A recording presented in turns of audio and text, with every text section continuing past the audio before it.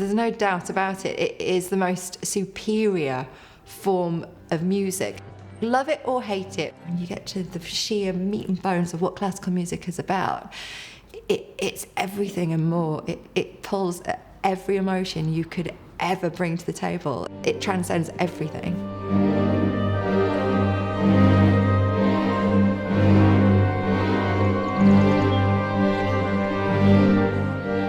All the music for which Bach is famous comes after he's met Anna Magdalena. Either she was his inspiration or she was involved.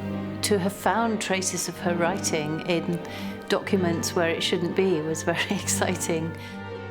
Of course Anna Magdalena was a composer. I think the forensics are fantastic. Martin has definitely succeeded in putting Anna Magdalena Bach at the scene of the crime. I'm not seeing anything that would diminish or detract from his findings. This opens the gates to a new look at the whole history of music. They wanted to expunge Anna Magdalena from the history books.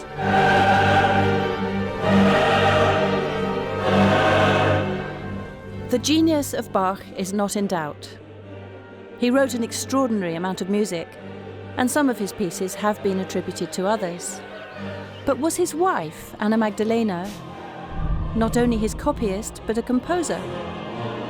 Using modern forensics, this film looks into new and controversial concepts, the reality of his working environment, and even the authenticity of manuscripts autographed Johann Sebastian Bach.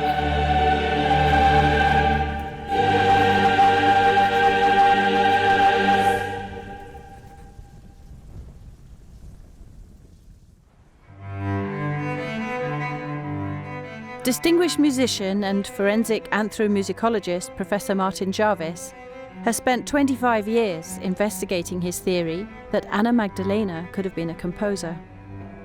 But even though I write music for a living, I found this hard to accept. Nevertheless, I was intrigued.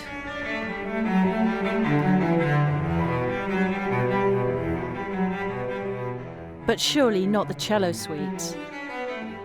Martin told me he'd found 17 musicological reasons why they were not by Bach.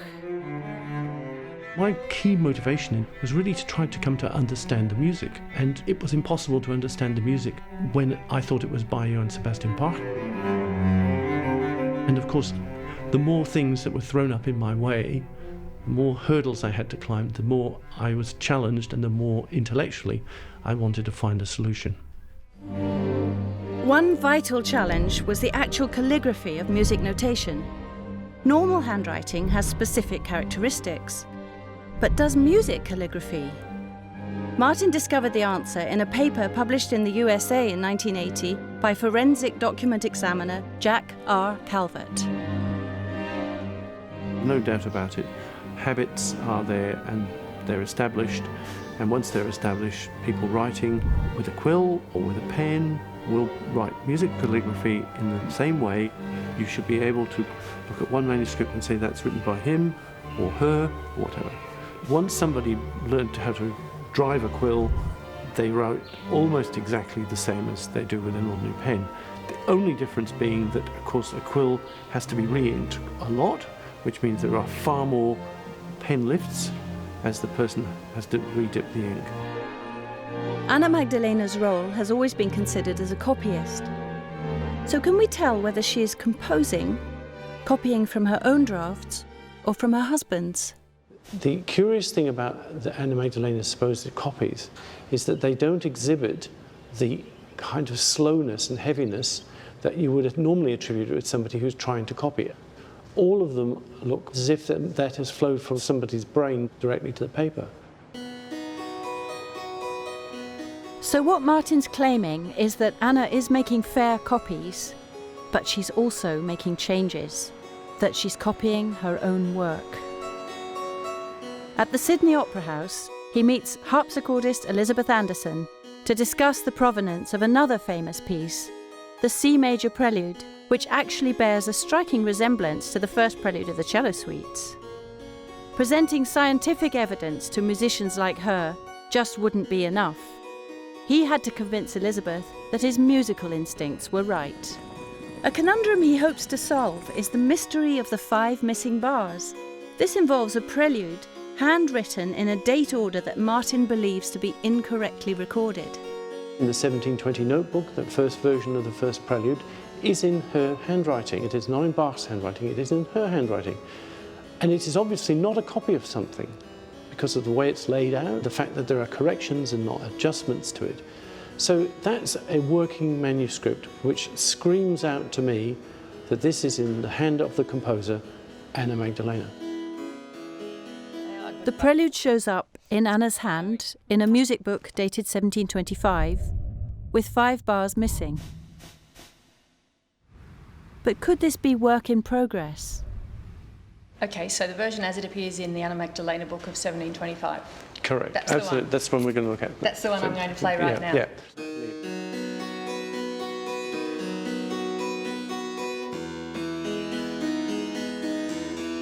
It's curious, isn't it? Yeah. So this is, for me, this is the first draft of it. An earlier version. In the 1722 version, the missing bars are now in place, as in the modern version. So was the 1725 version an earlier draft? If so, it looks to me as if she's composing. Would you like to play it now with those the 5 bars that I added? Yeah,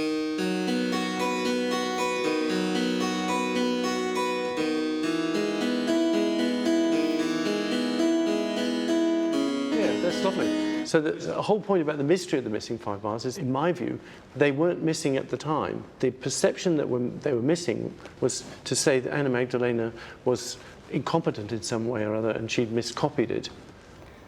I think the forensics are fantastic. Martin has definitely succeeded in putting Anna Magdalena Bach at the scene of the crime. But we can't conclusively prove that she did it. We can see that it's likely that one version of the C major prelude was an earlier composition than another, and we can see that since they're both in Anna Magdalena's handwriting, that it's quite possible that she was the composer of both versions, and the fact that a version in Bach's handwriting doesn't exist supports that. So we've got likely and we've got quite possible. But I wish we had another piece of evidence, because I don't believe that we've got proven. I'm sure that the only thing that would convince most people would be if I found a letter somewhere that said, I wrote this piece of music, signed Anna Magdalena Bach. But cellist Tilly Cianatori didn't need a signature on a piece of paper. She's 27 years old, half Japanese, half Italian, and regarded as one of the world's most gifted young soloists. She's won over 20 first prizes in international cello competitions, including the coveted Medal of the President of the Republic in Rome. She's currently training in Vienna to be a conductor. As a very successful musician, she took quite a risk by releasing a CD of the cello suites under Anna Magdalena's name. She's the first cellist in the world to do so. Everyone was very much asking me, are you sure you want to do this? But you were completely sure? Yeah, of course. I said, I'm not afraid, because if you do what you believe in, you're never gonna be wrong, you know. Tilly first performed the cello suites as a tribute to Anna Magdalena on Women's Day 2015. And all proceeds from the concert and the CD go to a women's aid organisation in her hometown, Florence. Well, I think this is a strong message, which is important to bring out. It's a statement. I did this because I think there is a big parallel between physical oppression of women today and the oppression which was more spiritual and philosophical of women composers through the centuries. So it's like this thing of being wiped out from history, you know.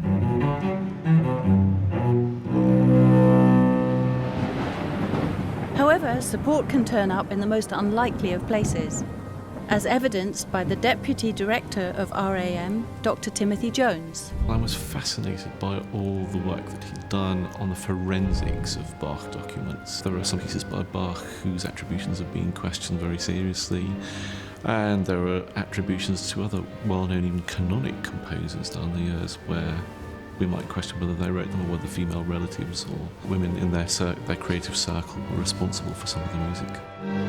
The greatness of the music doesn't diminish if the attribution changes one jot. So what's so unsettling about Mrs. Bach?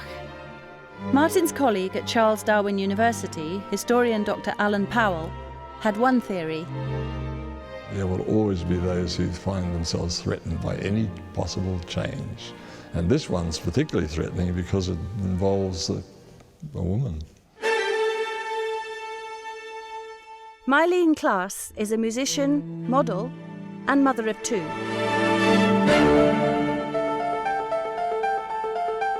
She understands the challenges only too well. As a woman working in the industry that I work in now, you have to be exceptionally versatile. Every single thing that I do, even if it doesn't look directly related to classical music, it's because I'm a classical musician that I can do these things. I learnt to diversify, and that's the key to classical music. It's the key to surviving, and that's Anna Magdalena through and through. You do what you have to do to get by, and if that's what the mark of a woman is, then that's your woman, that's Anna Magdalena, and that's a little bit of all of us. The Fraunhofer Institute in Germany is well known for digital music technology. Martin Jarvis travelled there to meet Christoph Weiss, a digital analyst who made comparisons between the cello suites and the violin and piano works, and got some fascinating results. The movements differ more than, for example, do the movements of the violin solos. Yeah. For example, the violin pieces are matching so good, and the cello suites, at least for some movements, do not. In strictly technical terms, Martin is right. This is clear evidence that the musical structure of the cello suites is different to other Bach compositions. So what was it that led Tilly to challenge the authorship of the suites? What made her suspect that Anna's involvement was more than originally thought?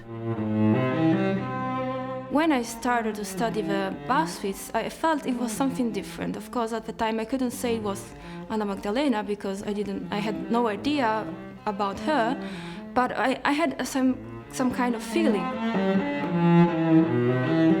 The 6 suites are a kind of large spectrum of emotions, and they're very different from each other, Every suite for me has a different character. It's like meeting 6 people, different people. And I think this contrast feelings and emotion are very much typical of a woman also.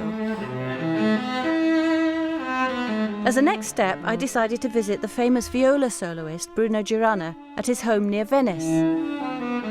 He's performed with many of the world's great musicians, including Karajan and Barbarolli. He was also a former professor at the Hochschule für Musik in Berlin and international chair at the Royal Academy of Music in London. Significantly, he's made a lifetime study of the cello suites and is about to bring out his 2nd edition after more detailed study of all available manuscripts. So I'd like his opinion on how they compare musically to Bach's other suites. The other pieces that I know well, because I studied them, are the sonatas and partitas. And I always felt that in the cello suites, more interpretation is necessary in order to produce a decent performance than in the sonatas and partitas. The music itself seems to me to be more human.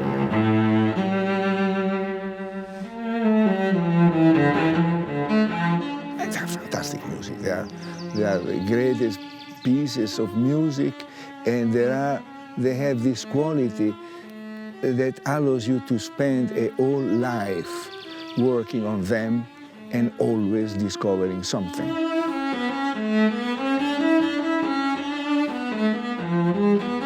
I'm talking actually about my instinct because, of course, I can feel these works more near to me. And as I'm a woman, I think that a work by a woman can maybe talk more to me.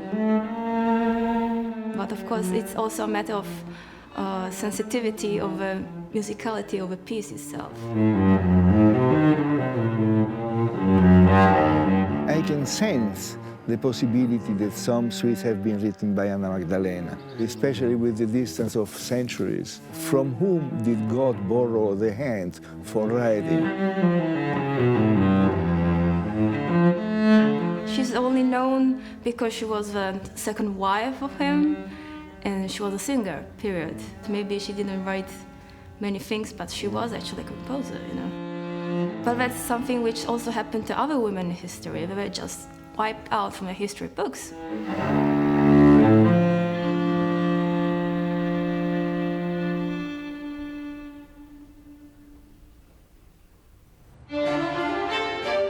Martin's evaluation needs scientific corroboration. US-based Heidi Harrelson is a published author and respected professor in forensic document examination. She authenticates important historical documents, works of art, graffiti, and symbolic script. Recently, as an expert witness, she re-examined Kurt Cobain's suicide note. Her unbiased opinion of disputed manuscripts will be crucial.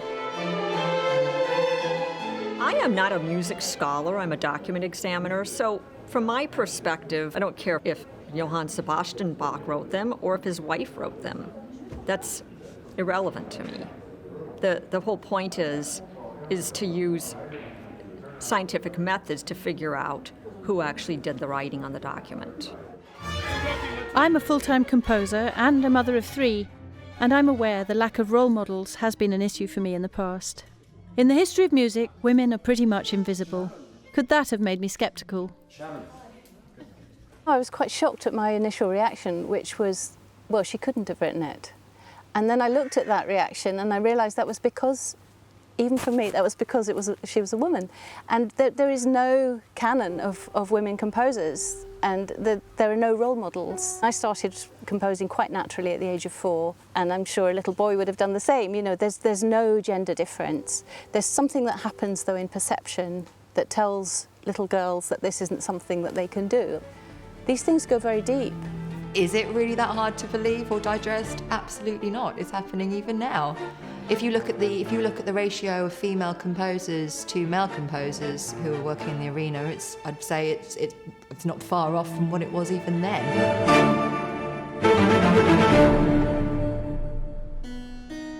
At Glasgow University, Martin delved into the psychology of women in music, including historical prejudices, with Professor John Butt, a global expert on J.S. Bach. Many people are still afraid or certainly not keen to acknowledge that women can be just as creative as men, and the problem is that quite often they've not been given the opportunities to be so. Anna Magdalena's studies have only really just begun. She seems to have been somewhat neglected. I feel now that we do such disservice to classical musicians. It's like we almost canonise them. We make them into these saints. And the reason they could write the way they could is because they weren't saints. I suppose there's a certain degree of shock when you present certain aspects of your work. It's almost a sort of pious reaction that you're violating a religion. My view of Western culture, and particularly classical music culture, is that it's taken over some of the trappings of religion. Therefore, people, when they're dealing with it, sometimes actually behave as if you were talking about one of their religions. The emphasis on the great master means that women composers have to find self-assurance against a historical background that excludes them. And women's work certainly wasn't valued as highly. What's more, if Martin's research challenges the very autographs on Bach documents, it will devalue manuscripts held by collectors all over the world.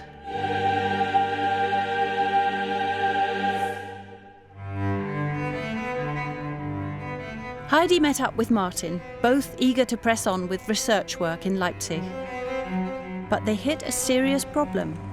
They were banned from access to research materials held at the Bach archive. Then it got worse. Senior staff there also refused to give interviews or discuss any of Martin's theories. Well, I'm very surprised and very disappointed that they banned us.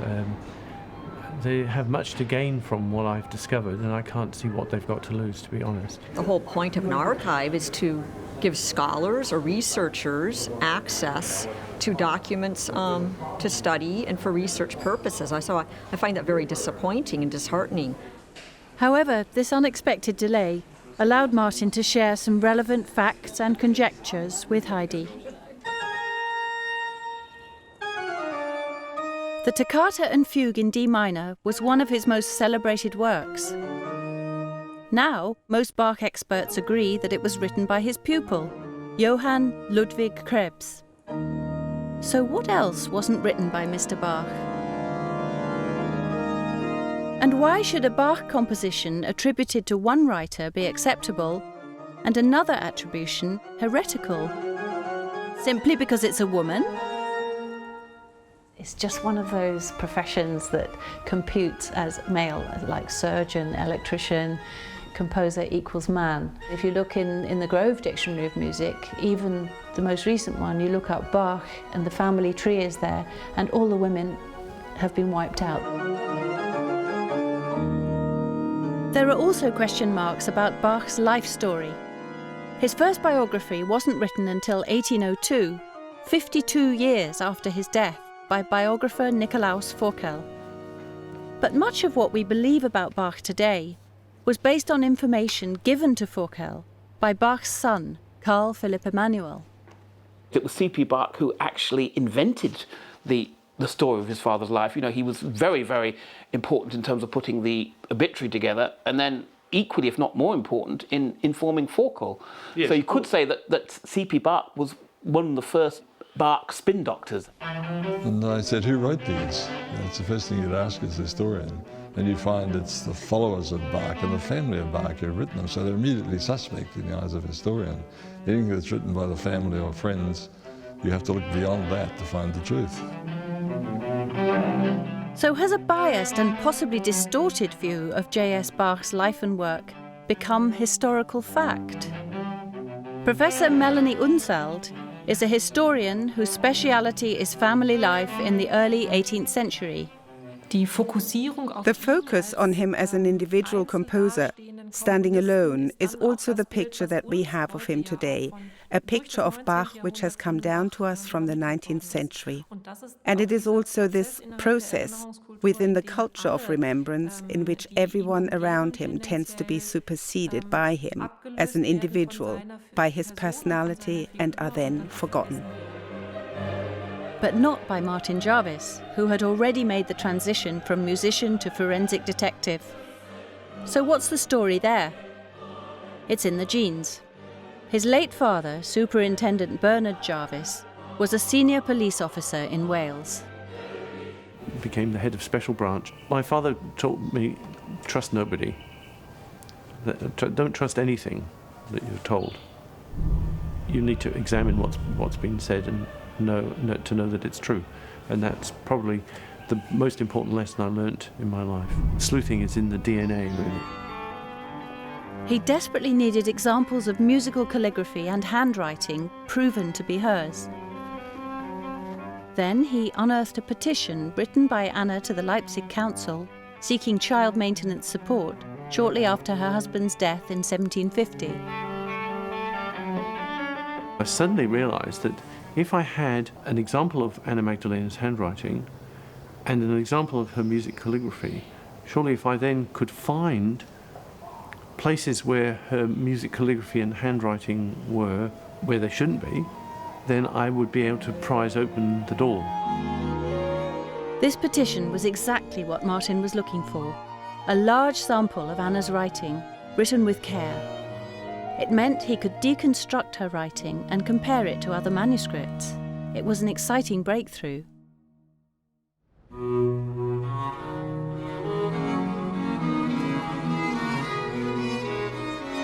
After Martin found Anna's petition to the council, two more documents dated 1713, the Weimar manuscripts, were discovered. Martin found evidence of Anna's hand in both documents. A canon and an aria, a song for soprano and strings. But why was the discovery of those documents so important? In 1713, Bach's musical patron was Duke Wilhelm Ernst in Weimar. It was the Duke's 52nd birthday, and VIPs from far and wide would have attended the celebrations. Consequently, it's very likely that Anna made the 50-mile journey from the family home in Zeitz to Weimar with her parents. Anna was only 12 years old then, but Bach scholars say they didn't meet until she was 20. The handwriting on that document is, at the very least, in part Anna Magdalena's, if not entirely. And significantly, the music calligraphy is hers. The second piece that was found in Weimar, of course, was found in a box which hadn't been opened since 1713.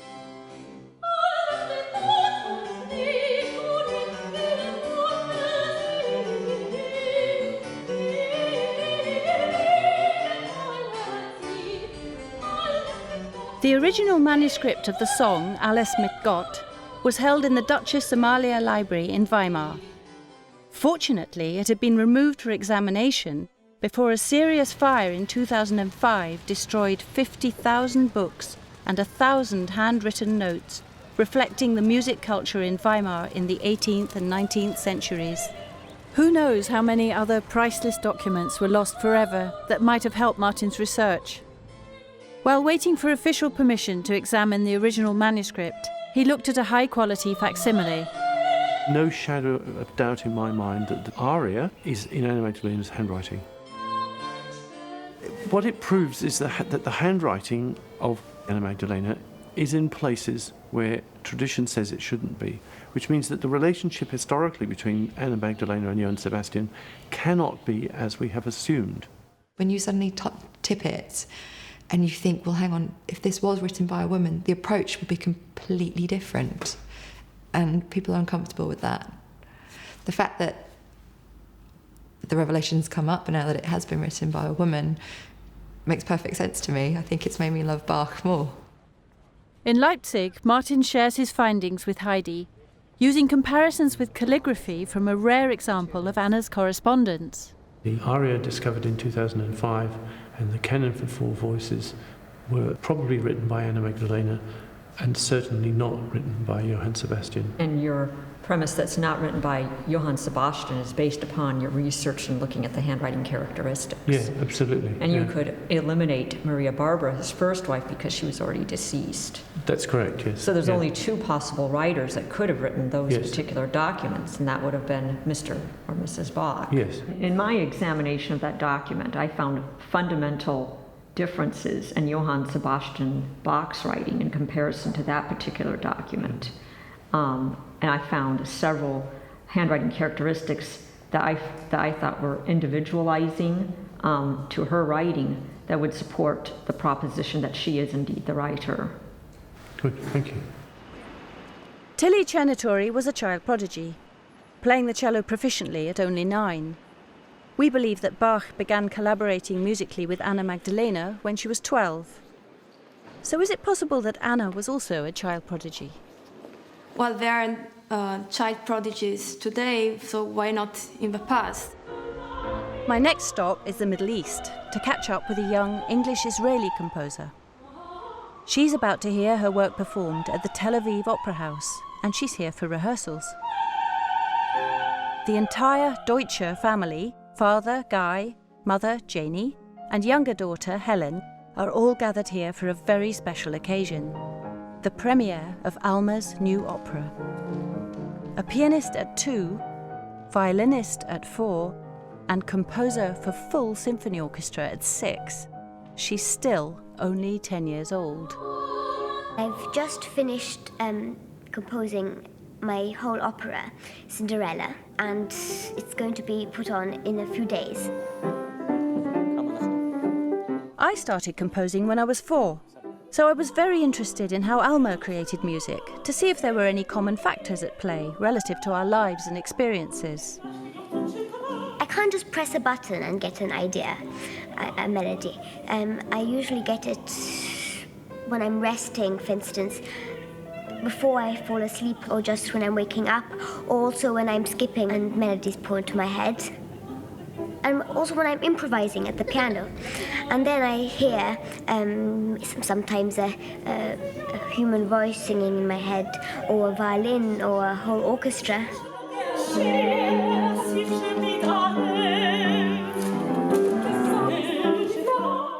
But where do those human voices come from? I was curious about the building blocks behind Alma's compositional skills. I have an imaginary land called Transylvanian. Inside it are also lots of imaginary composers and musicians, and sometimes from the best of them I steal music from them and use it as my own. So there are lots of composers. Some of the best ones are Antonin Yellowsink and Shell and Flara and Blue Gold and Green Silver. Usually my most beautiful melodies come from them. I can imagine J.S. Bach spotting the potential of Anna Magdalena at the age of 12, as we now suspect. It seems to me she could well have been unusually accomplished for her age. Alma's parents are musicians, and she's home-educated. Anna would have been too, and her father and uncle were musicians. What does Alma think of a time when women were prevented from performing or being credited as composers? 300 years ago, then women weren't and girls weren't encouraged to be composers, weren't allowed to be composers, and I think I would be quite angry and frustrated. I wouldn't have been able to compose. By the 18th century, women simply didn't have the opportunity to write large concert works, or at least to hear them performed, meaning that they often stuck to chamber music and songs. Anna Magdalena may well have had the advantage over her later counterparts, in that she could have had the opportunity to complete large pieces. However, these works would automatically have been credited to her husband. She would have written under the family brand. What does Alma think about that? I would have minded it very much because it's not their music, it's mine. And I know actually that Felix Mendelssohn, he visited England and he visited Queen Victoria. And Queen Victoria wanted to sing some of Mendelssohn's songs with Mendelssohn accompanying. And so Mendelssohn said, well, choose your favorite song. And Victoria chose, and Mendelssohn blushed a little bit and said, well, that's actually not my song, it was composed by my sister. So even in the 19th century, the true composer was unveiled by accident, rather than by design. But how does Alma think she has achieved so much so young? It's a bit of both of talent and education, and of course one needs to have talent and one inherits it, but then one also has to know how to develop it and have education, and then also it's another talent to be able to work and concentrate.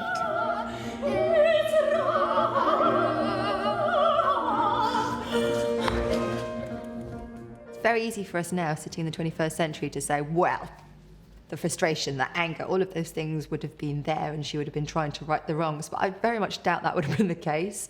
I think, yes, maybe the frustration and the anger, but certainly what society was dictating at the time wouldn't maybe necessarily have allowed her to think that she could have potentially gone out there and written those pieces. Even in the 21st century, we don't allow for her to have written those pieces.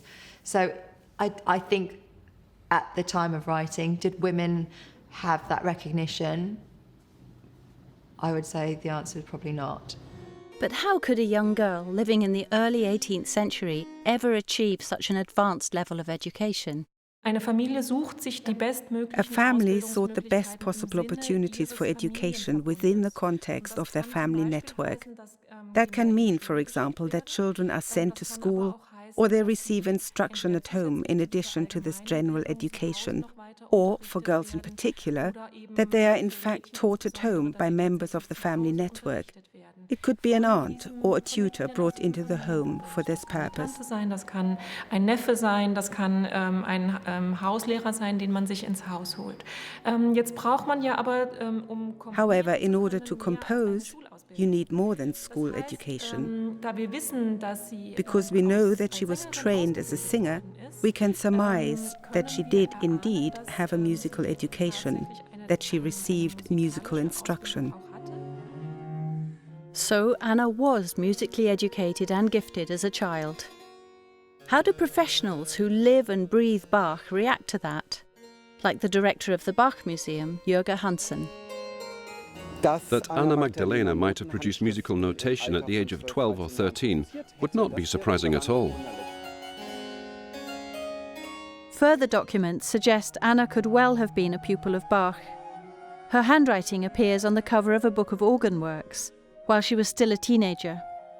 This signature is written by her, not by him.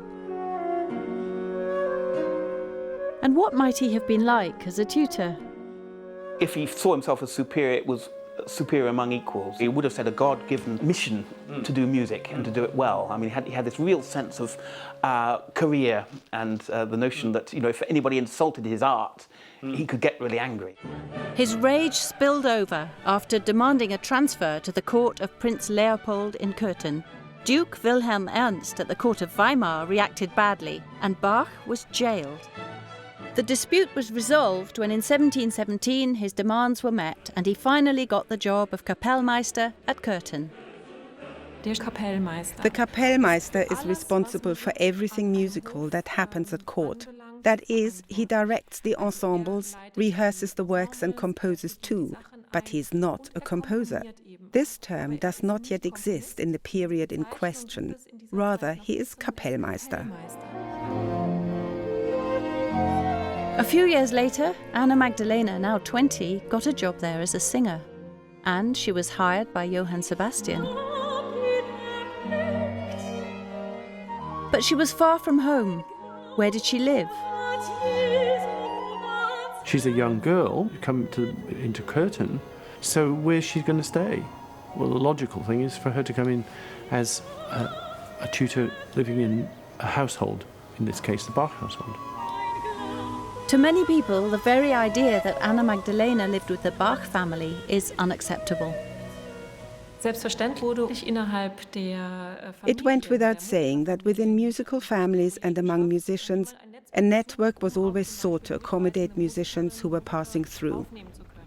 And she was doing precisely that when she came to Köthen as a singer. And so it is entirely possible that she was a guest of the Bach family, that she stayed with them and that she was part of the everyday musical life of the Bach family, as a matter of course. A possible indication that Anna lived in the Bach family home is the appearance of Anna's handwriting in a notebook for Wilhelm Friedemann, Bach's eldest son. The first thing I needed to do was establish whose handwriting was the first prelude as it exists in the Friedemann notebook.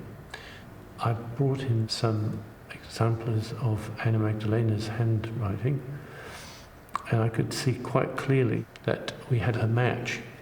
It appears to be the same writer, that's very clear.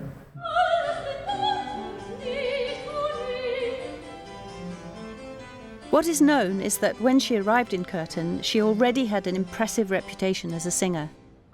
Anna's status was reflected in her unusually high salary. Why was she paid so much money? She was a 20-year-old woman, only female member of court, second most highly paid member of court, paid as much as 10 times as much as any of the other musicians. Well, clearly she must have been doing something very special, and it wasn't copying. Interestingly enough, the court records identify the copyists, and Anna Magdalena's name is not amongst them. So we know, John, that Anna Magdalena was paid a large amount of money. What do you think she was doing for that money? I mean, certainly singers did tend to get paid more. I mean, that's common in opera, and often they get paid more than composers. It might be Bach pulling a fast one, you know. Yeah. But clearly the height of that salary is indicative of some level of value and excellence.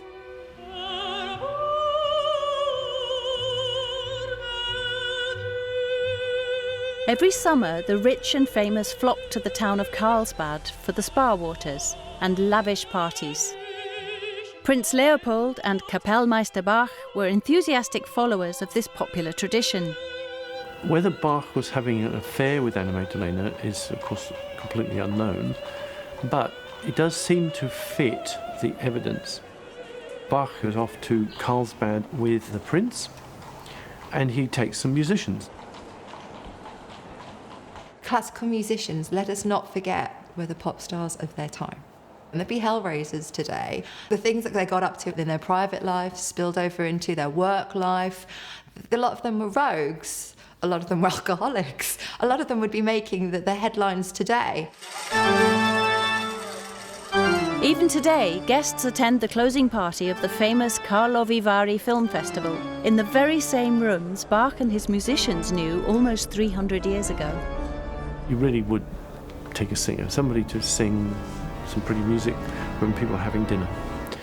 So my conjecture is that was Anna Magdalena accompanied Sebastian on this trip to Carlsbad.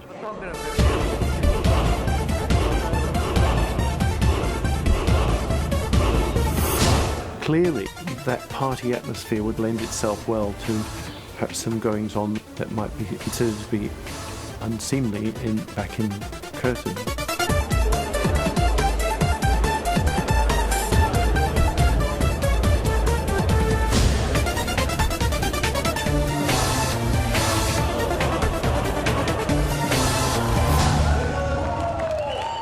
Whatever the truth of the matter, Bach returned from Carlsbad to be informed that his wife was dead and already buried. The cause of death remains unknown. She was hastily laid to rest in an unmarked grave. Only a commemorative stone exists in the vast parkland where she was buried, and no one knows exactly where her body lies. Not being buried in holy ground is indeed an indication that something untoward may have occurred before death. But we can go no further than to say that this remains a question mark for us. He didn't hear about this, according to his second eldest son, Carl Philipp Emanuel, until he walked through the door. First of all, it was the middle of summer, so she could have had a contagious disease, but the death certificate doesn't say what she died of. And bear in mind that only a couple of years earlier, she lost the twins. I think she was probably very depressed and may well have been depressed because Johann Sebastian was shown an interest in Anna Magdalena. So she may well have committed suicide. 17 months later, Bach married Anna Magdalena, but not in a church. In general, one can say that weddings were subject to a very strict set of rules, depending on whether it was the first marriage or the second. And in that context, it was absolutely normal for the second marriage not to be contracted in public, but rather that it should be concluded at home. He was directed, the word is directed, to get married in his own home. So what was the reason? Was it because there was some sort of social stigma associated with his relationship with Anna? Whatever the circumstances, Bach married a successful, talented young woman, almost half his age. Life in Curtin seemed secure, surrounded by love, promise, and creative freedom. But for Anna, did that include composing? As the wife of Johann Sebastian Bach, she holds a thoroughly preeminent position within the social fabric, namely as wife. And the functions of husband and wife are indeed very strictly regulated in the 18th century family. The husband is indeed the head of the family, but the wife is directly at his side to the extent that she may also deputize for him when he's absent.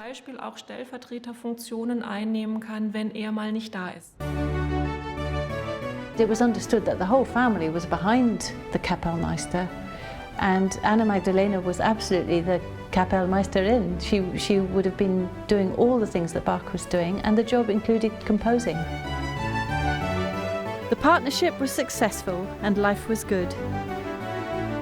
However, a shock was in store for the Bachs with the arrival of Friederike Henrietta, bride-to-be of Prince Leopold. She suddenly shuts down the funding for the court. So he then finds himself in a situation where he's got to look for employment somewhere else. Was this because Princess Friederike Henrietta disliked music, as Bach concluded? Or was she jealous of the close relationship between the prince and the Kapelle? Martin might surmise that a whiff of scandal from Carlsbad was still hanging in the air. We'll never know. Whatever the reason, Bach applied for the job of cantor, teaching Latin at St. Thomas's School in Leipzig. The move was probably not a social disaster. and Bach faced bold new challenges and a fresh outlet for his creativity. But for Anna, it must have been heartbreaking. For his wife, it was indeed a more serious setback because she was no longer able to perform in public. This ruling against female performers was specific to Leipzig and must have been a devastating blow to a young woman who enjoyed a prestigious career and a substantial salary. And to add insult to injury, her husband was not even first choice for the job. Not even the second choice, I believe. Not even the second choice, no. I mean, this is partly to do with the politics of Leipzig, right. And what was expected of a cantor. And one thing that was expected of a cantor was that he would play a big role in the academic Latin teaching of the school, and his Latin was probably not particularly good, and he wasn't keen on doing it anyway. Right. So therefore, he appealed more to the party in the town council that wanted a star musician. Now, in this respect, Bach was a good musician, but he was not a star. In Leipzig, he's a teacher at the school. He's not even really there as a composer in residence. He's there to supervise the Latin. I mean, he's doing some music, obviously, but his principal role really is basically as a housemaster at a school. How Anna coped with this upheaval is, of course, unknown. And one can only speculate on the family dynamic between a teenage girl and a stepmother who was only 5 years older than her. The relationship between Anna Magdalena and Katerina Dorothea must have been a very interesting one. A 15-year-old girl who's just lost her own mother, has a stepmother who she now has to call mother, who's 5 years older. I don't think human beings have changed that much. I think it would be all-out war. Ultimately, Anna had 13 children of her own. Only 6 survived. So the key question is, could Anna have had time to compose? It goes without saying that there were servants. That is, a cantor household had servants as a matter of course. But his and her families belonged to a very extensive musical family network. That is, everyone assumed tasks which were possible for them to undertake and which were necessary. There's been so much said about how she couldn't have been a composer. She couldn't have done it because she had all those children, because she wouldn't have had the education. Well, all those things have been knocked on the head. You mentioned that you improvise and extemporize yourself. Do you think there's something that stops you from being a composer? I always had music in my head, but I never wrote it down. If you grow up and you always hear women cannot do this and this and that, they can only do this and this and that, of course you have a mental conditioning, and that creates psychological blocks. And not every woman is able to get free from these mental cages. You know, it's not easy if you have a society around you which says you what you have to do, what you cannot do, and things like this.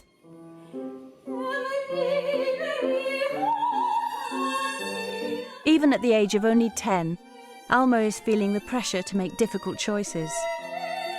When I was little, then I said I wanted to play the violin like Perelman and play the piano like Barenboim and compose like Mozart. But now I realize that I can't really do all these things. People say that I will have to choose later when I grow older between playing the violin and piano. And all the pianists say, oh, you must choose piano. And all the violinists say, you must choose violin. But it's better this way than the other way around. If the pianist says, you must choose violin, and the violinists say, you must choose piano. I want to be a woman composer. Children just hear a piece and they like it for what it is. They hear a piece and they want to know the story behind it. Classical music is the keys to so many stories and opening up your imagination. Suddenly, the purist police come in and say, well, actually, no, this is what the composer was trying to say, and this is how he wanted to play it, and these are the rules, and these are more rules, and all the fun comes out of it. Who cares who wrote it? It's the fact that it was written in the first place. It's the fact that when we hear those notes, do they touch your soul or not? I started playing the piano when I was 4, and the thing that I do remember about it is having to sit on a cushion and having these 2 little legs just dangling. It's nice to know who wrote it, but ultimately when you play a piece to a child and they'll tell you the honest truth, they just want to know if they like the piece or not. It's as simple as that. It's as black and white as that. And Tilly Cienitori wants to be a conductor. But generally it seems to have taken much longer in music for women to emerge. So what is it about music that appears to make it more difficult for women?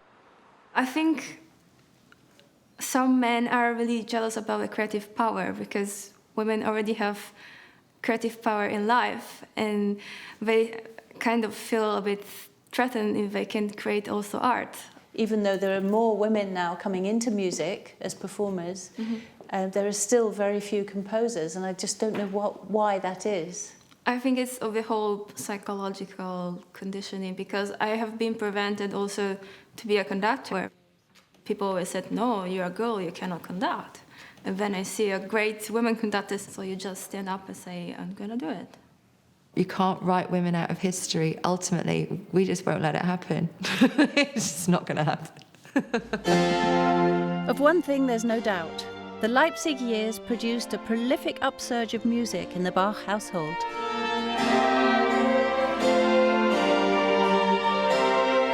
The money comes into the same coffers. And I think that's the case with a family team, that you might work on something together and you might not really mind very much about the ownership of it, as long as the money's coming in. It's so much to do with that. It's about making ends meet. So Johann Sebastian was effectively the managing director of the Bach family business. Is it really team composing now? She's composing it, he's polishing it, they're producing the final result together.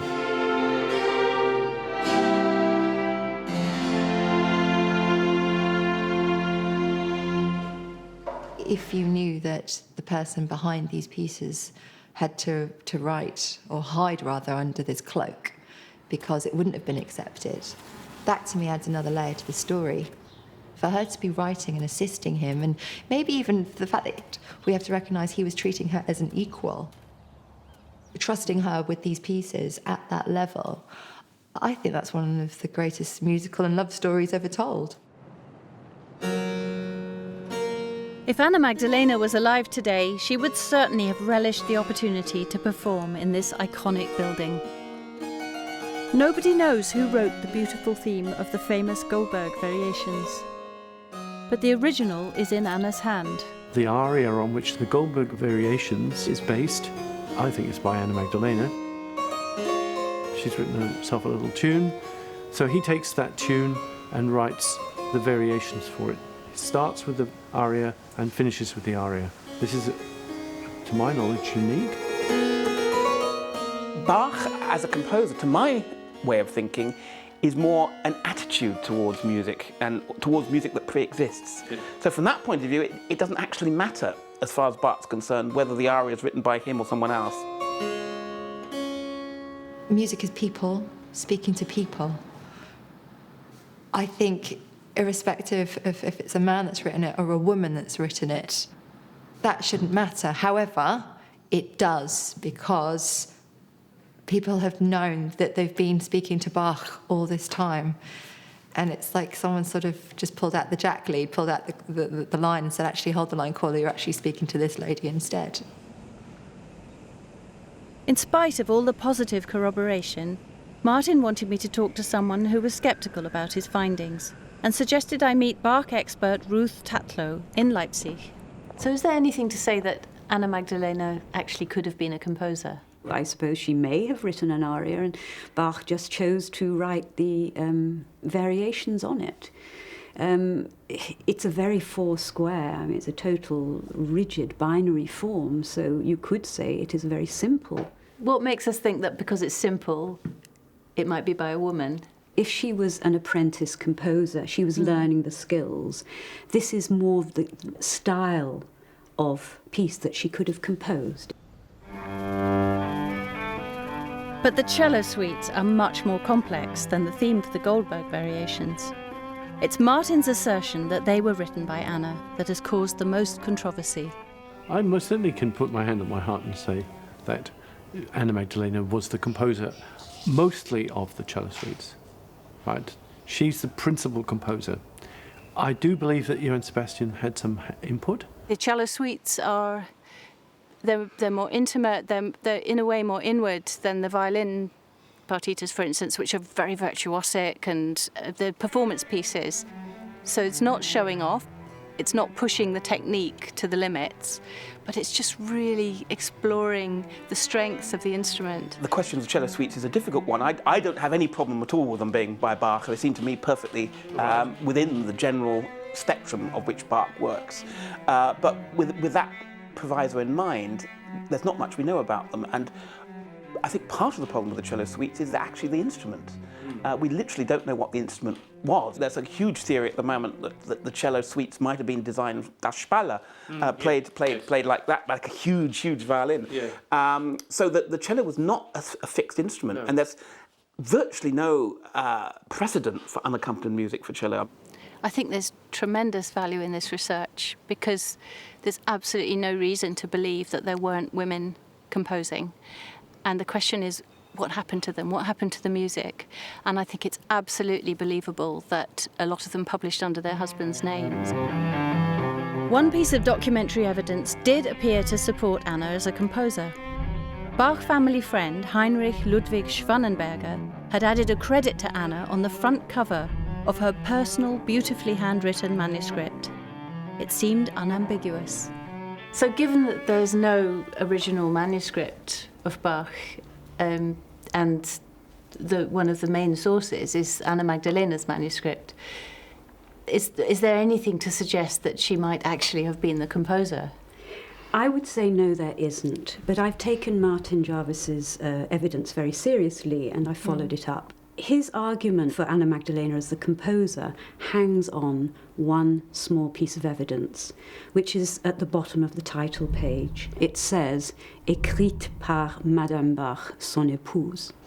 And Martin Jarvis takes this to mean that Anna Magdalena was the composer.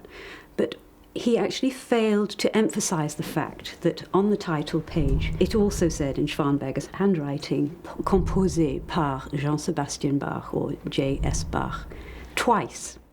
We have to consider why Schwannenberger wrote those words. What was he trying to tell us? Was he trying to tell us that he was grateful for Anna Magdalena copying them? Well, I don't think so. Why would he do such a thing? Now, in fact, I did a little experiment. I looked up in Christian Ludwig's English-German-French dictionary, published in 1706. And I looked up 3 words. I looked up compose, copy, and I looked up the word write, to see which of these words came up as écrit. So these are the results, that it is not given, the word écrit is not given as a synonym for compose in any respect. The word écrit is not given as a synonym for copy either. The word écrit is given as a synonym for the physical act of writing by hand or transcribing. And Martin's argument lies in the word écrit, which he says has a dual meaning of both composed by and physically written. His support for this is a modern dictionary, and this points to the fact that there are some methodological flaws in his approach, unfortunately. The fact of the matter is that manuscript describes Bach as a composé, the person who put it together. Composé means to put together, not to compose the music. Écrit is the verb that I understand from the Paris Conservatoire was the verb used to describe the composer. And if people don't want to believe, if they don't want to get on board because it suits their purpose not to get on board, well, that tells you everything you need to know already. It tells you the uphill struggle that Mrs. Bach would have had and why she wrote or didn't write in such a public arena, because even now, centuries down the line, people still won't accept it. In any event, surely it would have been remarkable for anyone other than Johann Sebastian to have been credited on the cover page. After all, he was the Kapellmeister, and in those days, all music came from God. We don't think twice now when you see these massive factories, and that's the only way you can actually describe them, film composers who are putting out score after score after score. Why wouldn't it be possible that somebody else is helping copyright? In fact, I don't think it can be anything but possible that someone else is helping to copyright these pieces or helping to additionally write. And yet, the fact that it's a woman just changes everything. But a question mark still exists over the words written by Mrs. Bach.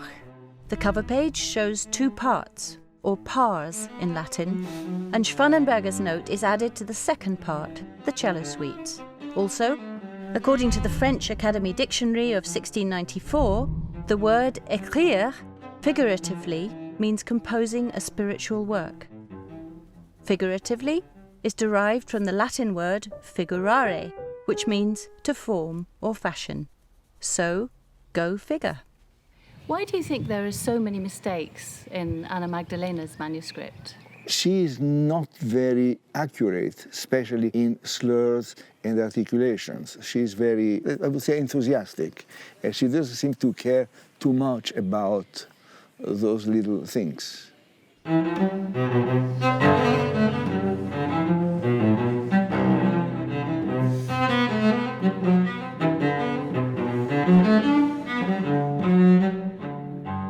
I find that young composers very often forget to put the details into their scores. For instance, whether a note is slurred or short, because they hear it so clearly in their own head. So could Anna Magdalena have made this fair copy of the cello suites from her own draft manuscript? I find that there is a different substance, or musical substance, in the suite than in the sonatas and partitas. For that reason, I say, why not? It's actually called ornamentation. It's a Baroque practice which was very common at the time. And I learned it actually with my recorder studies, but I've never seen applied to a cello suite. I think it's very much in the style of the time. I always felt that the suites need more interpretation or interpreting decisions than sonatas and partitas. When I read the book, I had the feeling that something had a resonance in myself. So there was something that rang true in Martin's book that made you think, well... Yes, exactly. Made me think, exactly, well, why not?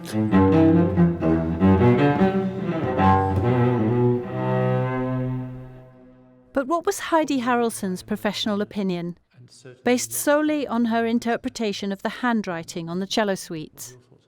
Would you think that there's enough evidence to support the hypothesis that Anna Magdalena was the composer?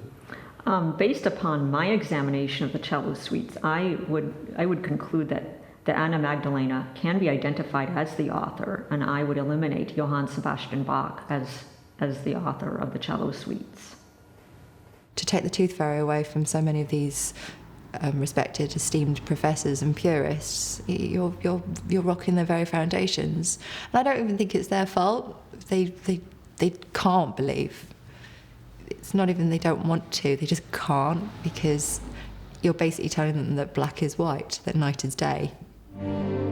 Martin also had questions over Bach's eyesight. The Centre for Anatomy and Human Identification in Dundee, Scotland, is renowned for identifying war victims and recreating famous faces.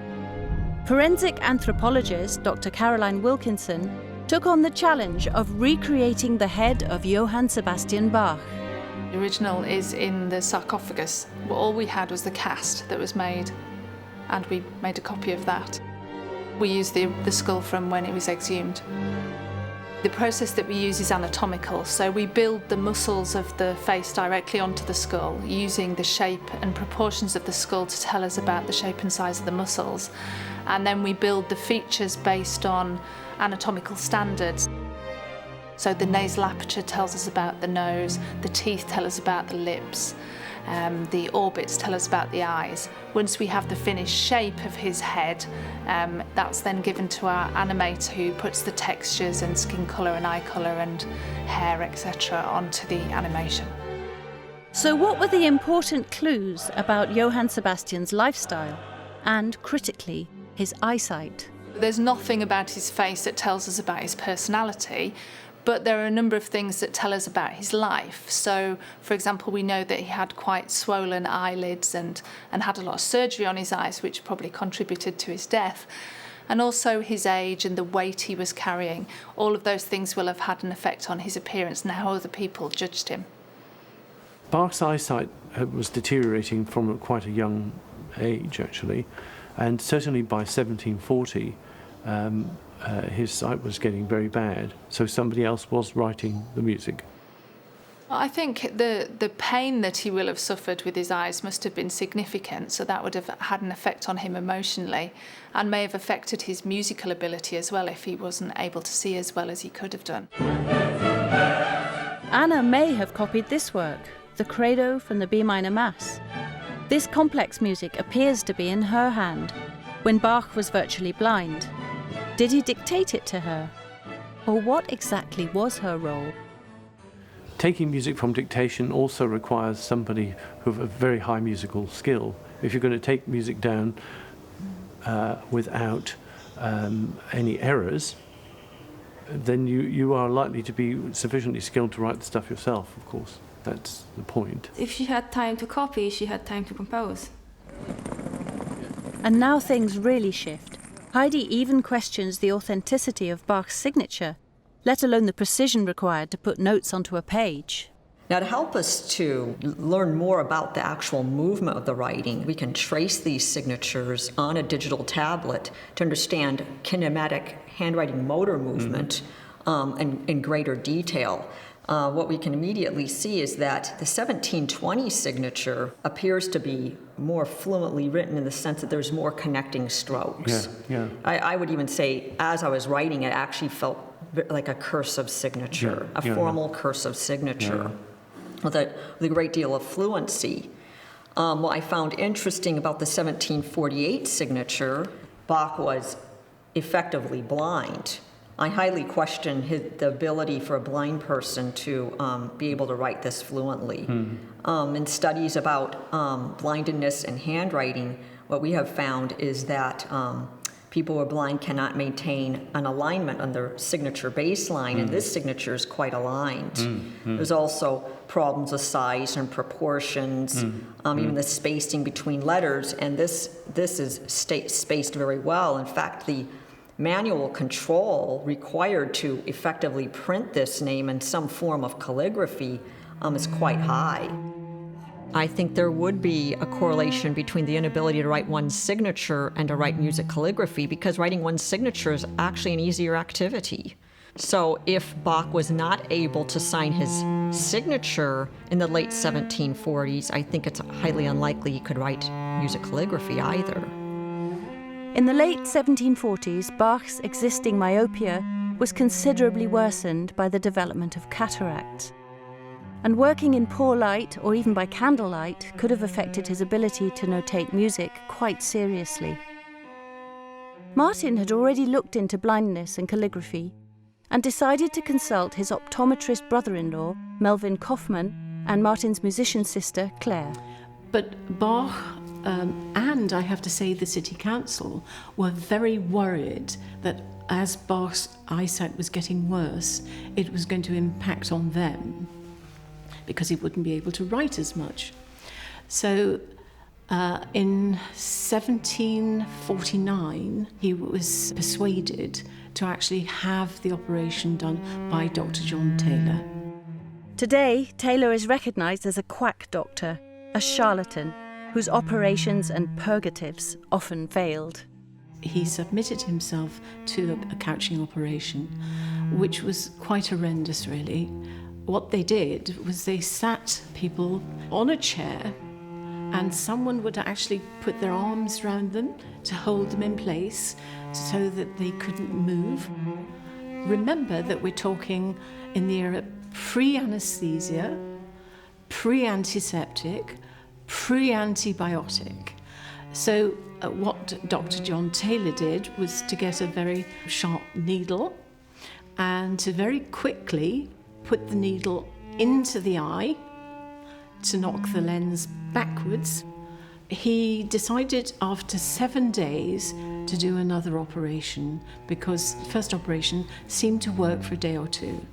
but then it wasn't any good. So he operated on Bach's second eye, and then that was catastrophic for Bach.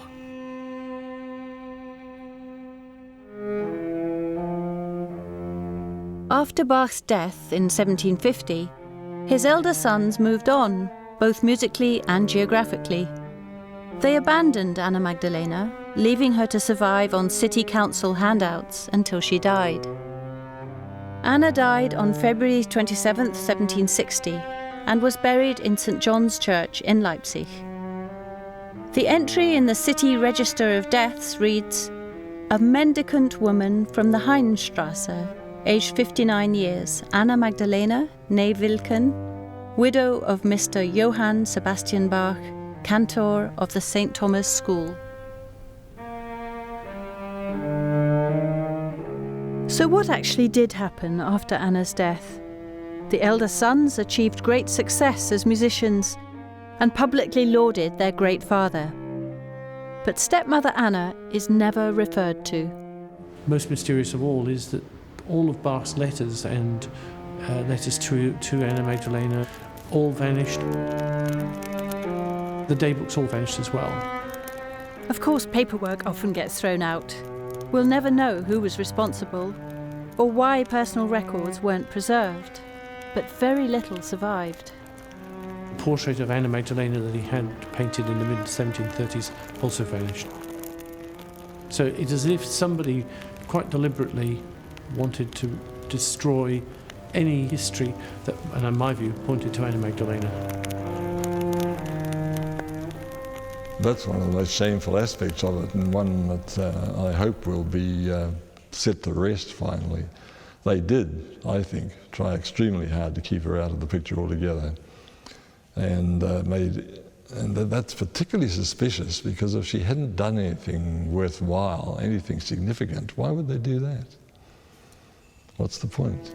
Daybooks exist for most other composers, and it does seem surprising that something as valuable as a family portrait should vanish. Could it really have been deliberate? And other questions are raised in the issue of Bach's signatures. This was a collection of what was considered known or authentic examples of Johann Sebastian Bach's signature. If these are supposed to be Bach's signatures, that there's what we would term in handwriting identification as a significant range of variation, meaning that there's a lot of internal variance within and between the signatures. For example, very different capital letter forms, such as what appears to be a very different form of B in the 1713 signature, another different form of B in the 1720 signature. And then even moving forward, then we have yet another form of B in the 1748 signature. So it now seems possible that some Bach signatures on Bach manuscripts are not actually his. This has huge implications, not only for the owners of these manuscripts, but also for music history itself. It seems a fresh look is needed. In order to progress the investigation, an example of an undisputed Bach signature needs to be found. Finally, success.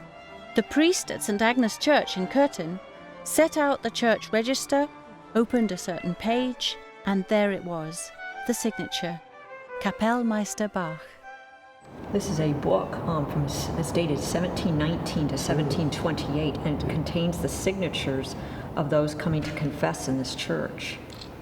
And this is an original book, too. It's fantastic, isn't it? What does this title refer to? Original Bach manuscripts are certainly in short supply, but Martin and Heidi hear that an elusive original is held at the Bachhaus Museum in Eisenach.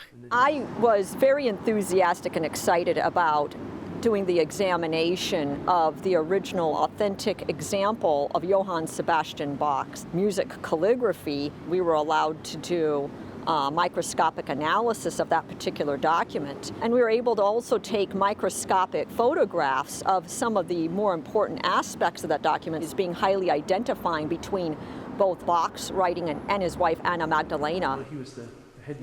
We learned that the lines on the paper were also drawn by Johann Sebastian Bach. That was unknown before, and it still doesn't tell you in the new Bach edition. It means that Bach drew the lines himself to save money. These are very fascinating methods, and I think they promise new insight. The whole separation between musician and composer and copyist, that is all nonsense. In the Baroque period, all was one. Of course, Anna Magdalena was also a composer. It seems composers were supported by a team, like Stradivarius and Michelangelo. Ownership wasn't the issue it is today. And when music was regarded as coming from God anyway, perhaps the hand holding the pen wasn't important. And I've not seen anything that would diminish or detract from his findings. Scribal work is going to be very regimented, formal, and structured. Instead, what we're seeing in some of those works is missing elements, editorial notes, things that would suggest that it is a manuscript being written spontaneously rather than copied. Art and science have had a special, almost mystical connection since Galileo and Copernicus. Martin and Heidi have now presented papers at numerous forensic document examination seminars worldwide. Not one of their scientific findings has been contested. This was presented in the proceedings of the International Graphonomics Society, and that particular society is a collaboration between forensic handwriting examiners, handwriting neuroscientists, people working in robotics and engineering. So this was a scientific paper presented at those proceedings. It was well received. It is rare to have one where we're using forensic handwriting examination techniques to understand authorship in music manuscripts. I think it's very important because it's bringing actual facts to the research, and I think it's a kind of revolution to bring science into arts, which was before kind of unthinkable. I peripherally worked on the Dead Sea Scrolls, and I think it's especially interesting to apply forensic techniques to the investigation of historical manuscripts. But to some degree, as a forensic scientist, one needs to also maintain neutrality and a calm perspective. So I stay focused on the technical components of this. It's left to someone else to interpret the level of nuance that this has on music history. The first part of the investigation was successful, but now they urgently need access to original documents containing both Anna's and Johann's writing to date and verify accurately. Conservation staff at the Duchess Amalia Library finally allowed access to the original manuscript of Alice Smith-Gott, thought to be dated 1713. Martin had identified Anna's handwriting on a facsimile. Now he had a chance to verify the original. This was a historically vital moment. I approach reading music calligraphy from a handwriting perspective the way I would a foreign language. And we can analyze the handwriting of a foreign language even if we don't know the language ourselves, because we're not really analyzing the language, we're analyzing the graphic components of the letters and their individualizing characteristics. Well, looking at this microscopically, what we find very interesting is that under 40x magnification, we can see that there does appear to be what you were thinking, that you were thinking that there was an overwrite, and it does appear to be overwritten. You can see here on the screen that there's two different pens involved. One is kind of a brownish looking ink and one that's a little darker. And the T and the O are overwriting the original word, and we can see the original ink underwritten. Mm-hmm. Now this is suggestive that there's more than one writer involved in this document. This has been my first sight of Bach's handwriting. The exciting thing is that Anna's is there too. We can determine that the actual music calligraphy was written by J.S. Bach, but the handwriting on the document was written by Anna Magdalena. You can say that definitely, can you? Yes. So that would place her at Bach's side at the age of 12. Yes, it would. I think that there's even more layers to this woman. I think she's so admirable because she had to make choices that she probably definitely didn't want to make, but just purely for salvation had to. In order to survive, in order to remain as Mrs. Bach, she was going to have to be really super savvy. And she was going to have to help, and she was going to have to be written out of history. And in so doing, it's quite funny, isn't it? Because she's smashed right back in there because she's made a huge impact. Harvard University houses the most important document in the entire investigation, the perpetual canon for 4 voices.